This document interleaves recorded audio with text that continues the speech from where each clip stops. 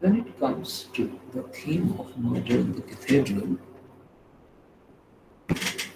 very easily the theme is identified as the theme of martyrdom. The theme of martyrdom. So, before we examine this theme, we should have a definition or an understanding of what martyrdom means and who is a martyr. If we read the play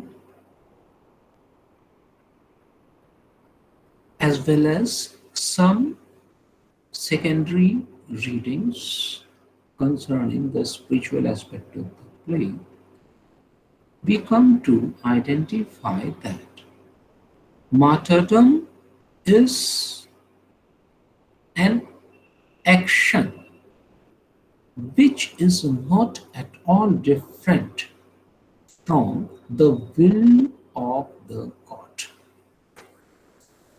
A martyr performs or achieves martyrdom, and martyr is one who acts as per the will of God. Or, in other words, we can say a martyr is one who identifies himself or herself as an extension of the eternal, universal, divine will. Okay. There is an essay by N. Eckenberg by the title An Indian Reading of Murder in the Cathedral that is available on the J Store. An Indian reading of Murder in the Cathedral.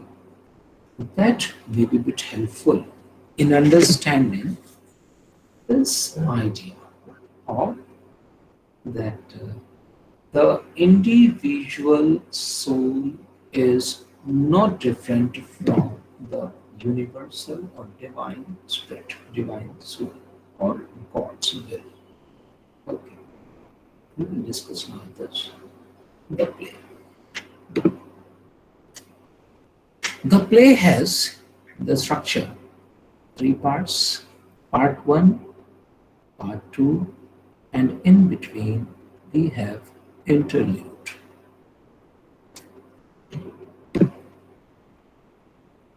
The part one portrays temptations.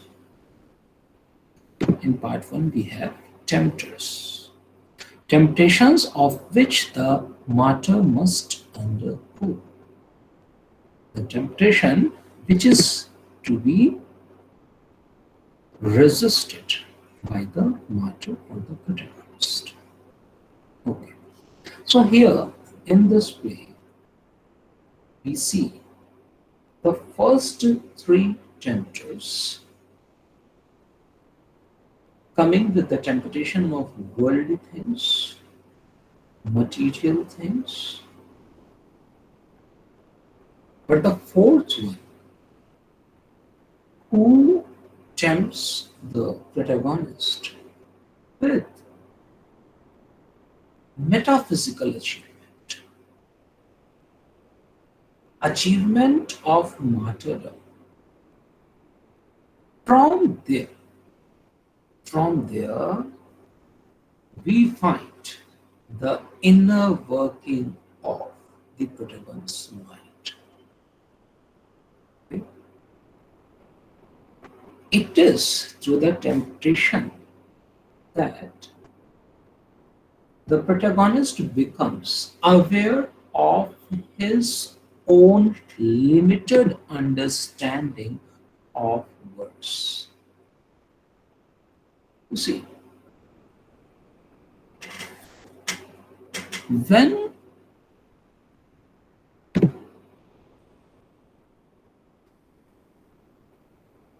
chorus happens to reach the cathedral,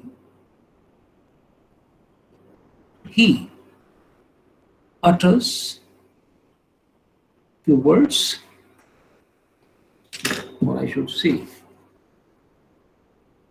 he opens his speech, which I'm just going to read. Peace. And he's talking about the chorus. Peace. And let them be in their exaltation. They speak better than they know, and beyond your understanding. They know and do not know what it is to act or suffer. They know and do not know that action is suffering and suffering is action. Neither does the agent suffer nor the patient act, but both are fixed in an eternal action and eternal patience, to which all must consent that it may be willed, and which all must suffer that they may will it.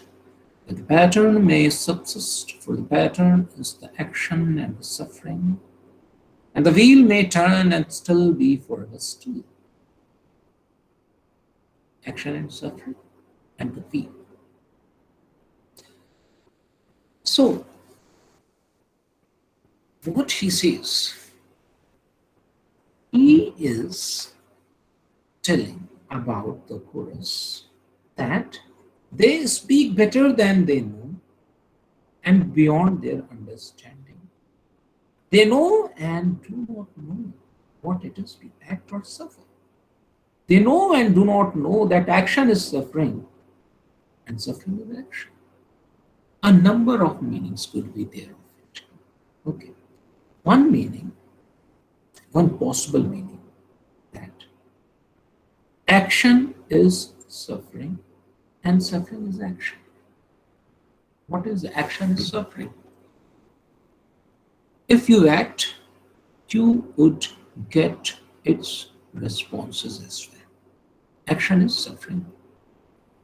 Now, thinking in spiritual terms, okay, or metaphysical, exactly spiritual. The critics have interpreted spiritual here, yes, concerning to spirit. Okay, but see, action is suffering. Action is suffering, and suffering is action. Just go to Milton, then the meaning would be more clear.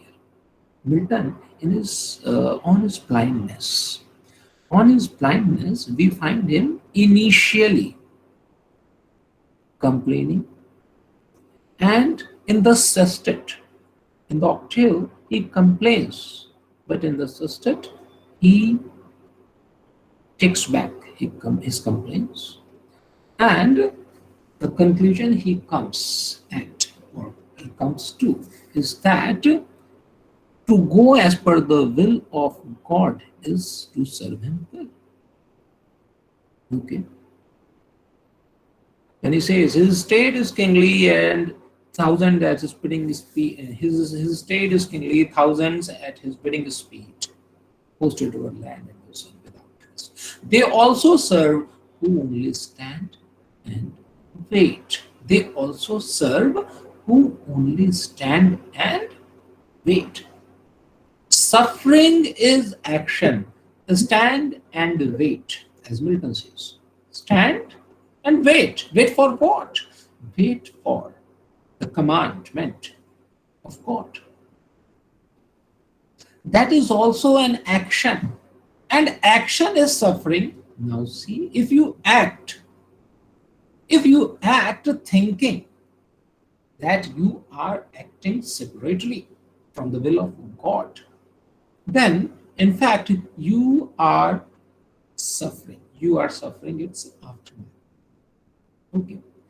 Action is suffering. Who acts, in fact, may be taken as sufferer, and those who suffer, that suffering is nothing but acting. You are acting as a sufferer. That could be one of the interpretations. Okay. So now, Action is suffering and suffering is action. For a martyr, this suffering is action. This suffering is action for a martyr. A martyr is one who gets his will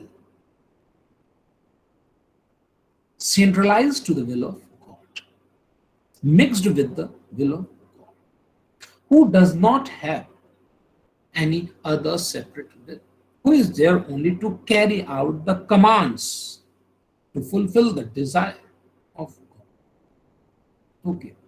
The second aspect is also there. Not is this enough that one is mingling one's desires, actions, or getting it lost into the desire of God, but also the person is to be identified by the society, by the humanity as saint, as martyr, who acted, who sacrificed his life for the well-being, for the welfare of human beings, who served humanity, who served humanity by sacrificing his or her material, physical interest. Okay. So I named one that Ikambara.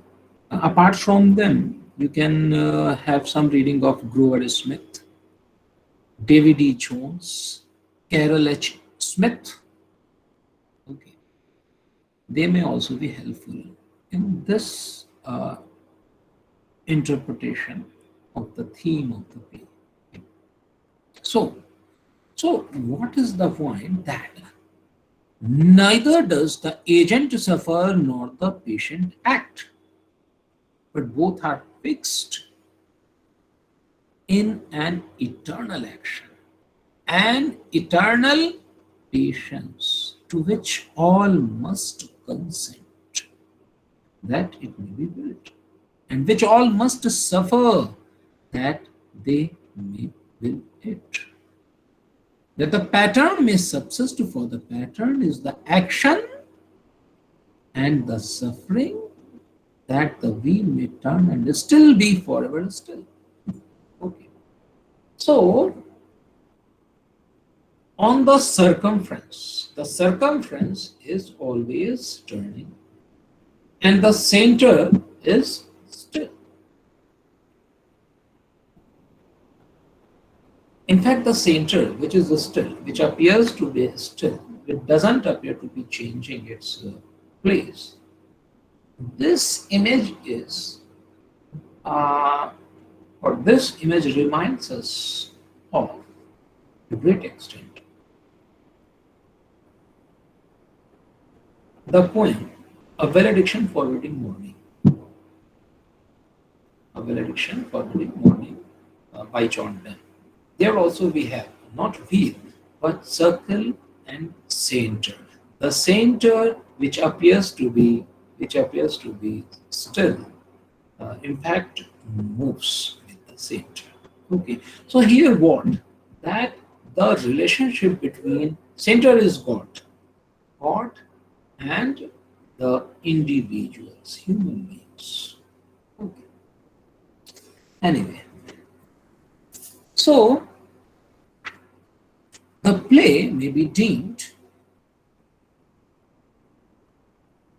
with dealing with the theme of martyrdom as it concerns with the spiritual aspect. It concerns with the spiritual aspect. There were possibilities of the material is there concerning history, but it does not focus on that. The subject of the play is clearly historical, no denying it. The subject appears to be historical. But Iliad deals neither with the personal conflict between Henry II and Thomas Becket, and nor does he lay emphasis on the historical struggle between the church and the state, which was very common during Middle Ages. So he does not do that. Why? Because he belongs to 20th century. Number two, he was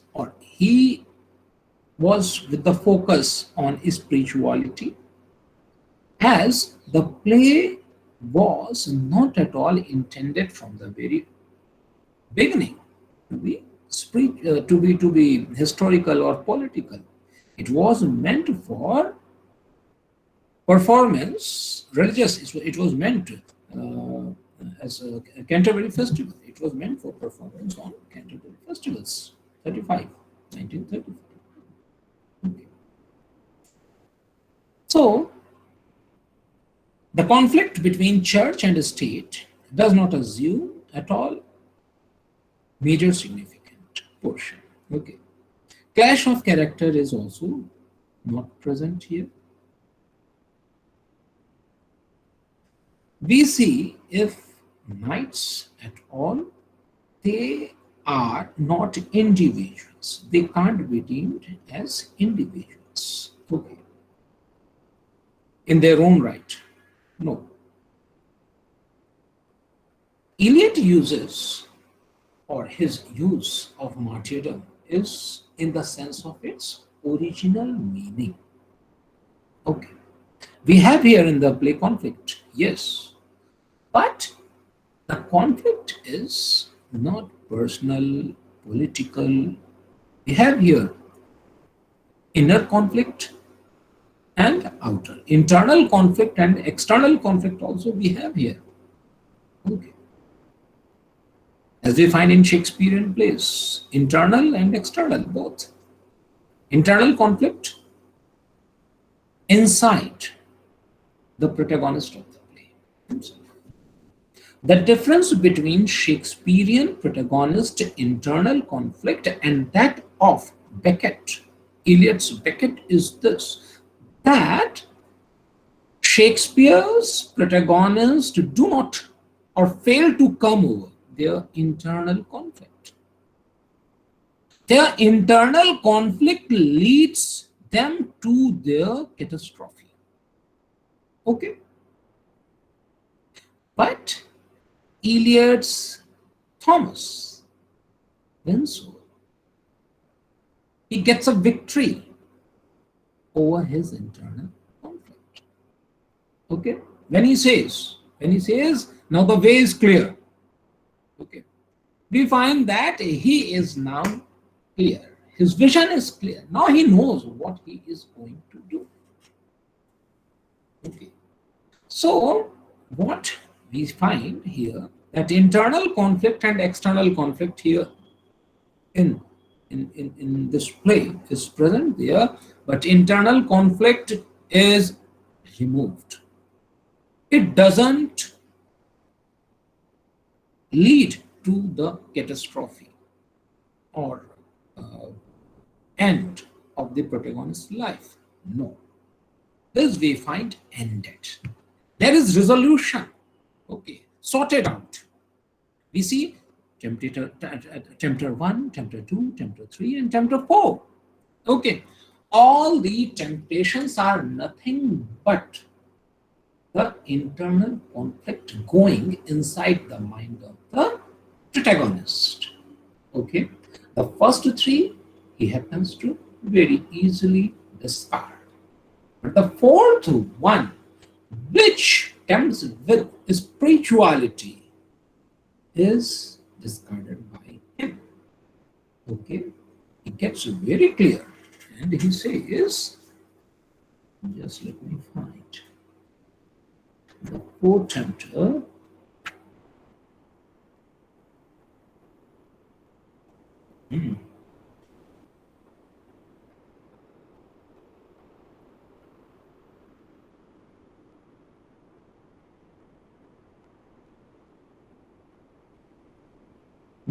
He says, others ordered real goods, worthless but real. You only offer dreams to damnation. He could understand that the fourth tempter was offering nothing but dreams to damnation. And then Thomas further says, is there no way in my soul's sickness? He realizes the sickness of his soul. This is the assistance which he is getting from the internal conflict. Okay. Is there no way in my soul sickness does not lead to damnation and pride? I will know that these temptations mean present vanity and future torment. Can sinful pride be driven out only by more sinful? Can I neither act nor suffer without perdition? Okay. So, this is something we find in Eliot's Murder in the Cathedral with his protagonist. But with Shakespeare, we do not find this kind of victory on internal conflict. Now, a bit on the external conflict as well. What happens in Shakespearean play? The external conflict. In the external conflict, we find both the parties or both the individuals, if they are, clinging with each other. Either it be wrestling or it be some competition of swordship. As we see in either it be Hamlet, you see. Hamlet, yes, Hamlet, there is swordship there. Okay. Hamlet at one, I mean, on the one side, Hamlet, on the other, Leartus. Okay, we have. In Macbeth, again, we have similar kind of that conflict, external conflict. But here the difference is that the protagonist is not acting. He is suffering. And this suffering is centered or arises from his soul, his spirituality. Many people we happen to hear that man proposes, God disposes, or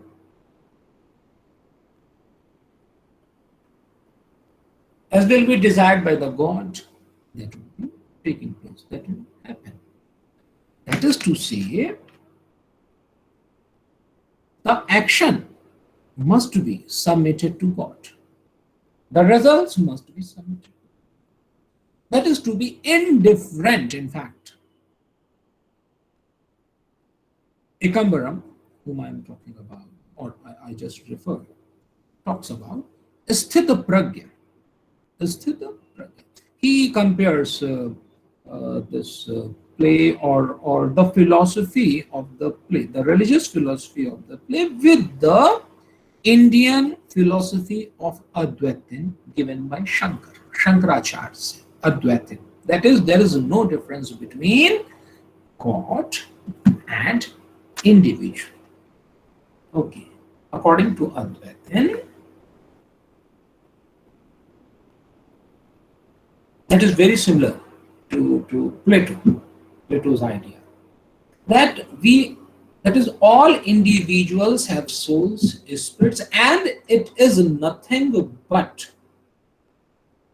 the manifestation of the divinity, manifestation of divine power. Okay, that is Brahma and Atma. Atman, okay, Atma or Atman, and Brahma or Brahman. Okay. So, and about this world, the world is an illusion. It is Maya. Okay. Those who are under the influence of Maya, those who are not given, or those who get their visions curtailed by this curtain of Maya, fail to see, fail to identify their reality. And because of that, this Atman keeps changing body from life to birth, birth to life to death, and death to birth, kind of this. this kind of interpretation is given there. But Ecamberum also he also identifies uh, Thomas as one who could won WON the illusion of the world, identifying the reality of his soul, that the soul, that his Atman is nothing but an expression or a part of Brahma. And the center, that the purpose is what? To get back into that Brahma and get redeemed from this coming and going into this world. That is getting rid of Maya. That is salvation or moksha. Ecamberums, what I was putting here was the view of Ecamberum. Okay, an Indian reading of Murder in the Cathedral. Ecamberum, Professor Ecamberum from Madras University. Okay. So, yes, the theme of martyrdom. So, the theme of martyrdom is there in the play by means of what? By means of evading at first the material, the worldly, the political, sociological, historical themes. Okay. So all those things are skipped. Only the spiritual is maintained. And how can we say, see, that it is because he wanted the spiritual to be the main theme or very clearly visible theme, he does not bring at all. It doesn't bring at all the king.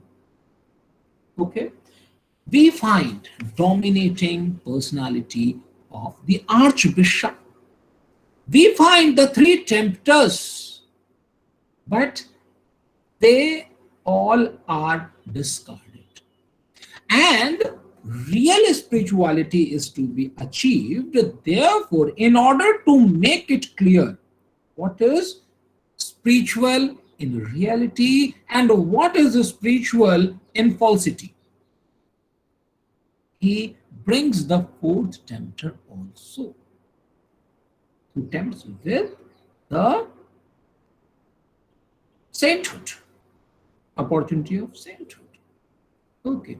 So even within spirituality, he makes it clear what is false and what is true. Worldly spirituality and spiritual spirituality, I will use. That is, for the people looking the physical eyes and for those who have spiritual eyes, spirituality differ. Okay. Spirituality has nothing to do with this mundane world. Spirituality is completely indifferent to all kinds of gains, loss. For spirituality, spirit is all. Okay. It works for spirit. And the spirit which is part of that divine great spirit, which is formless, okay, which is colorless, which is shapeless, which is free from any kind of sensuous understanding. We cannot understand, we cannot approach the spirit through senses, even it be our own spirit. Okay. So, anyway, so what we see, that mingling one's own will into the will of God makes Thomas a martyr or assist Thomas to get martyred.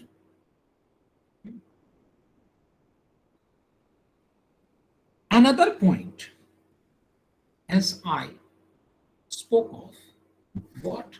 That martyrdom is achieved by means of getting one's own will and action, desires lost into the will, action, desire of the saint slash God.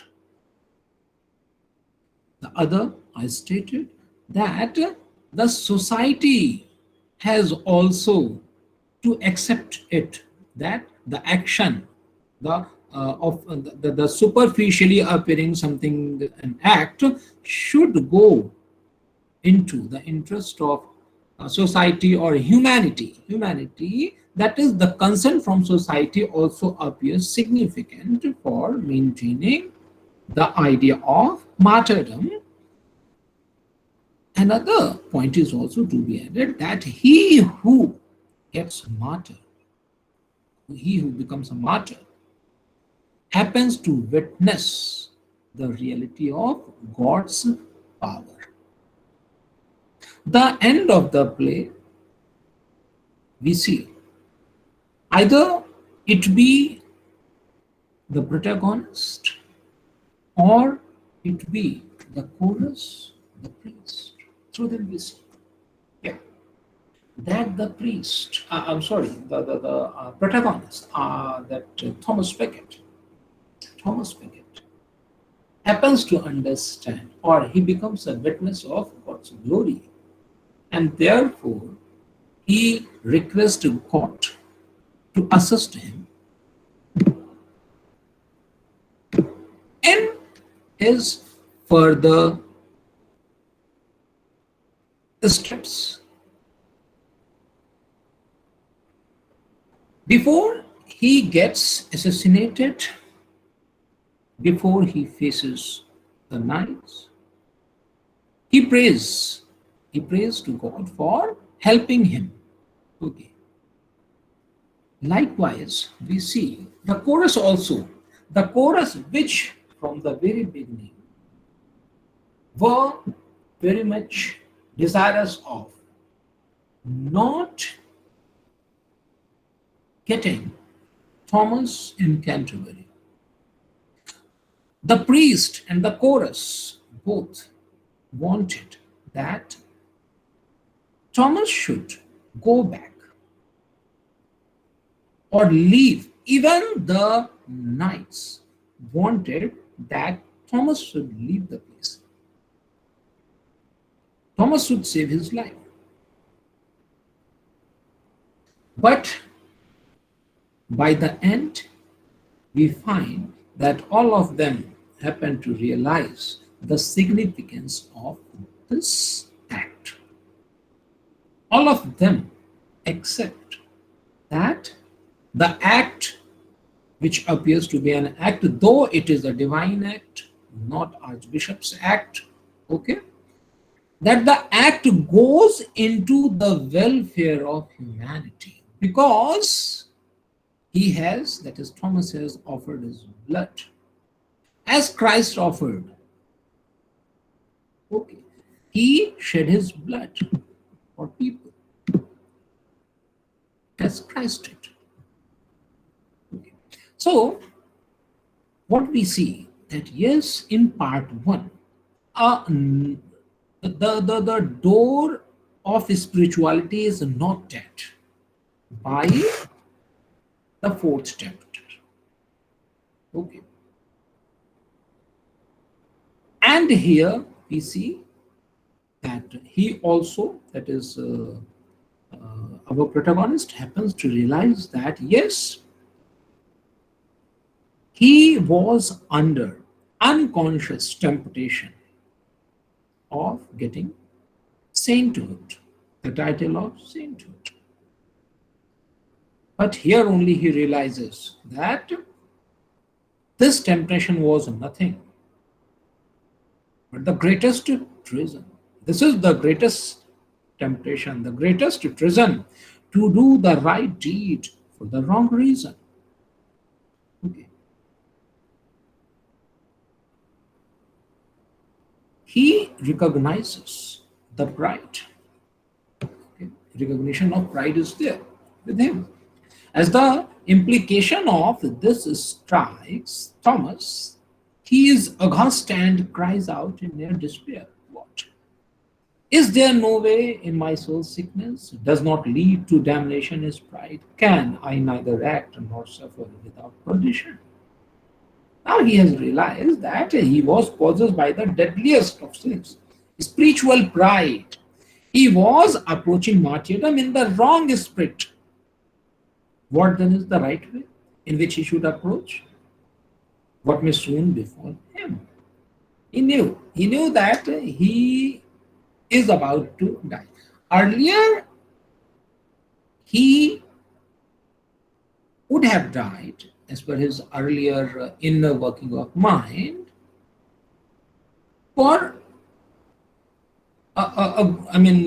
he would have done a right deed but wrong reason. The reason was what? The reason was to get everlasting pride of sainthood. But now, when he realized, he just left that pride. His only thing was that pride was to be left. There should not have been any rivalry with the king. कोई मतलब नहीं. The only thing was God. His motives have been mixed and impure earlier. The last words of the fourth tempter as well, just hold a minute.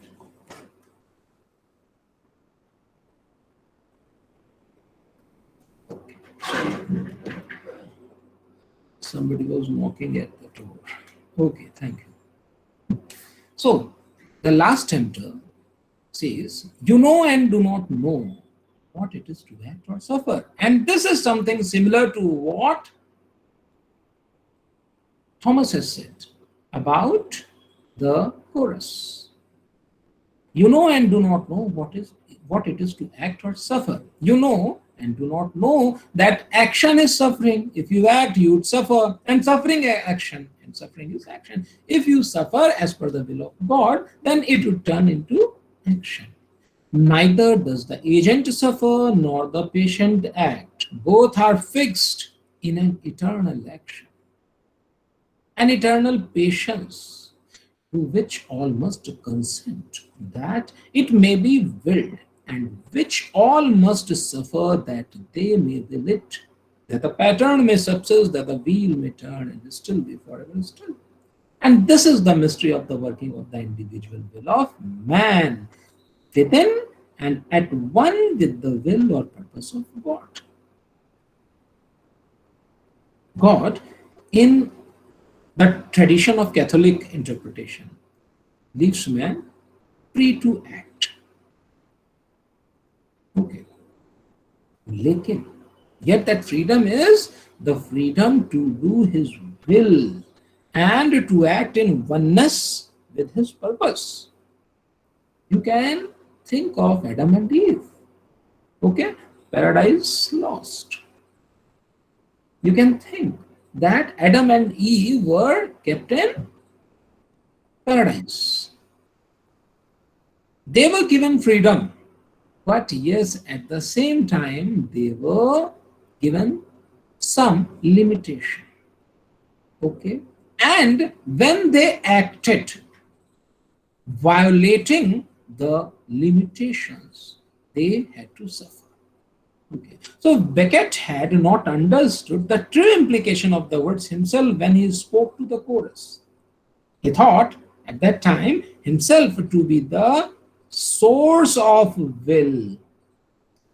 He thought that he himself was the source of his will, and the women as passive recipients of sorrows and benefits arising from his choice of martyrdom. Okay. So he has to recognize the meaning of the words and make this perception a reality in his life. Okay. Then we see what? A kind of renaissance or self-realization, self-awakening. From here, we see that takes place. Okay. Now, after this, we have interlude. In interlude, we see it is fully expounded in the Christmas morning sermon in the interlude. That is why Becket himself क्या कहता है? A Christian martyrdom is never an accident. That is to be a design of God. A Christian martyrdom is never an accident, it is never the design of man. For the true martyr is he who has become the instrument of God. So a martyr has to become what? Instrument of God. Who has lost his will in the will of God. This is from the sermon, interlude. And who no longer desires anything for himself, not even the glory of being a martyr, which he was earlier thinking of. Glory. Now he has understood. Okay. We see that at the end of, toward the end of part 1, he says, now is my way clear, now is the meaning plain.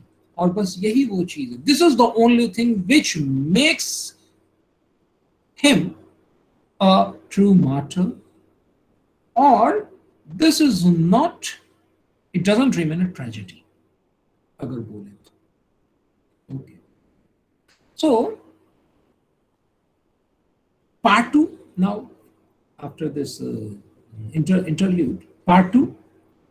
In part 2, we have a procession. You see, when it opens, we have a procession of priests who bear banners of different saints to whom the days belong. Okay. This device serves for what? This is a technical tool. I will identify that.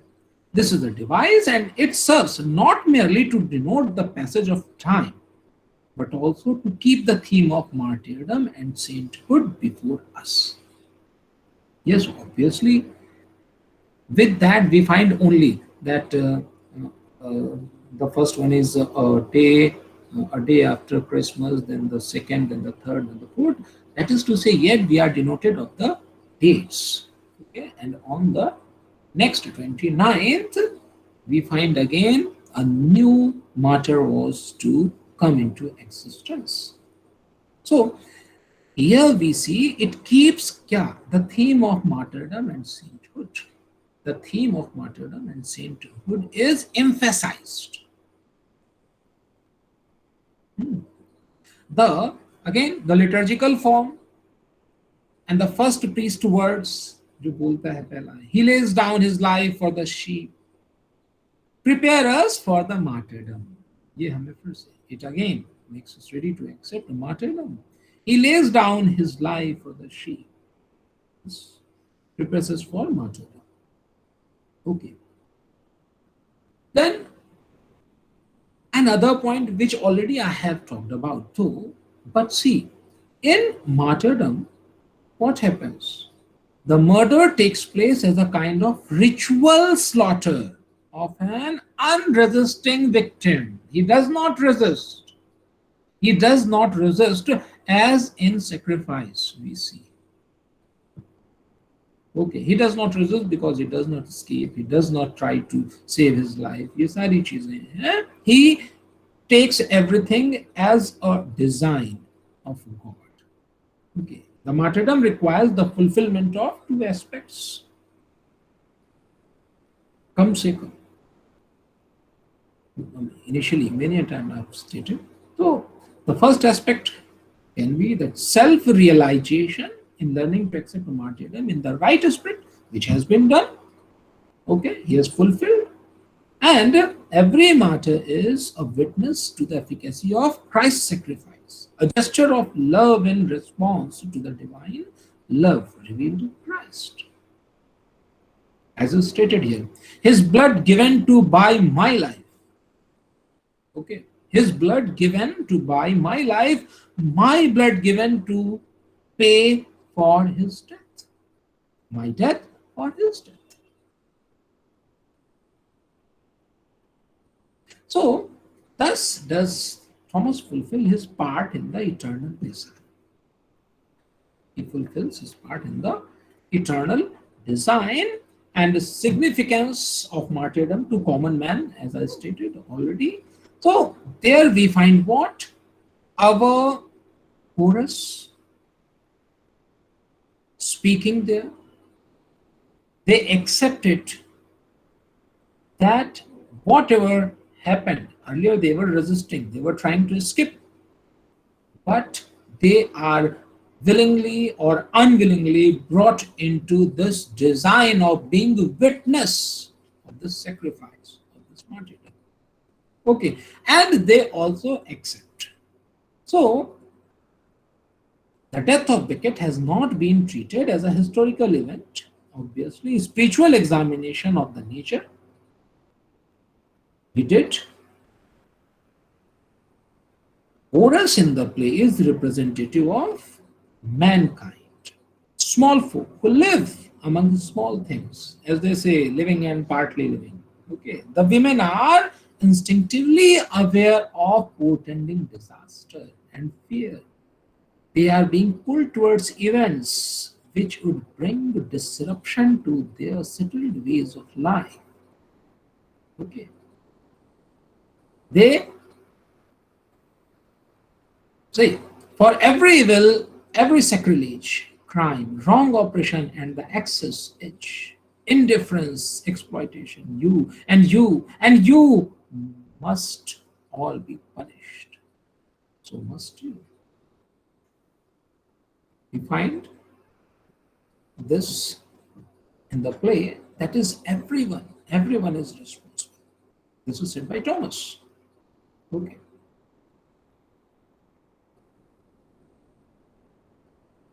There, when it comes talking about common people, folk, okay, they all have from the very beginning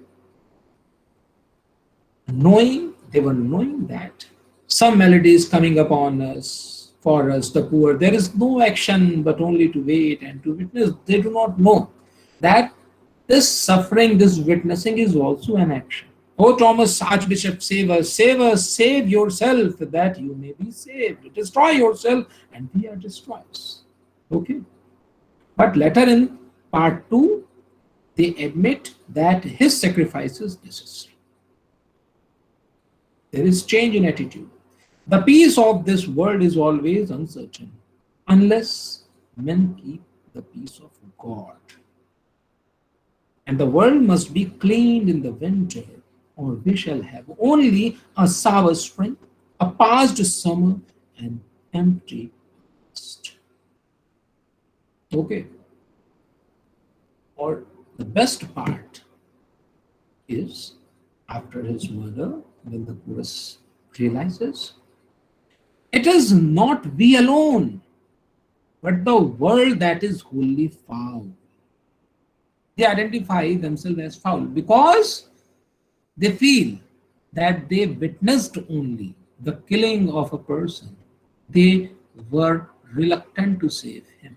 They didn't do anything to get this murder skipped. Okay. So they say it is not we alone, but the world that is wholly foul. They all have responsibility in that instant eternity of evil and wrong. And we thank thee for thy mercies of blood, for thy redemption by blood, for the blood of thy martyrs and saints shall enrich the earth, shall create the holy places. Hmm? We acknowledge that the sin of the world is upon our heads. Chorus. That the blood of the martyr and the agony of the saints is upon our heads. So, we can conclude the discussion that Becket's martyrdom is an act of atonement for the inadequacies of the world. Okay. The play has very clearly the theme of martyrdom from physical to spiritual. We find the play moving, shifting. We find the play shifting from physical approach to spiritual approach. Not only the protagonist, but all of them. Everyone is conscious of this shift. Okay. So ultimately, yes, the play can be deemed a spiritual work. It can be deemed dealing with the theme of martyrdom. Okay. And this was something, I will say, a general kind of talk. But if you read, I wanted to discuss though an Indian reading, but probably it could have gone more complicated. Therefore, I did not discuss that. Though that is very interesting. I will share this essay with you. You should read. It is written in very lucid language and very easy to understand, and it can help you write your thematical answers in a better way. Okay, it can enrich. So now, if you have anything to write, you can write here. You can put your comments, observations, queries,